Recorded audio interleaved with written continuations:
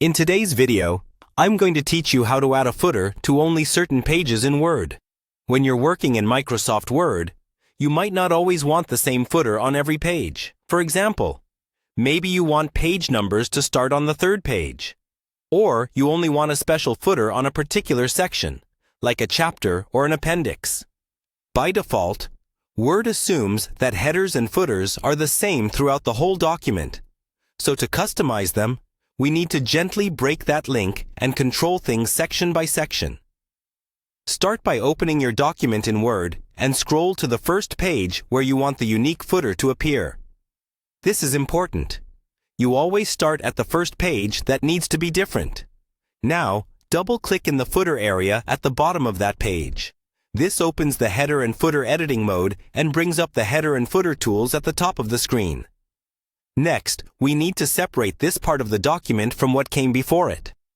With your cursor in that footer, look for the option called Different First Page and Different Odd and Even Pages. For this tutorial, we'll keep those off unless you specifically need them, because we're focusing on controlling which pages have a footer at all.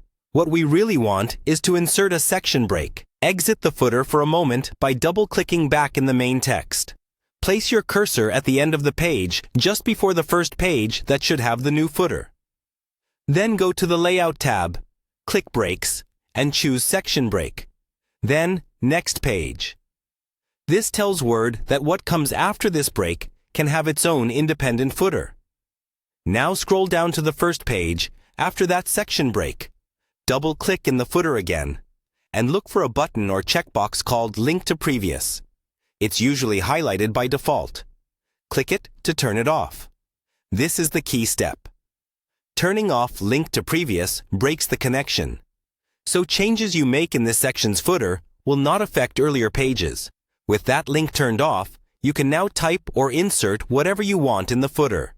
Text, page numbers, logos, or other fields. This footer will appear only in this section.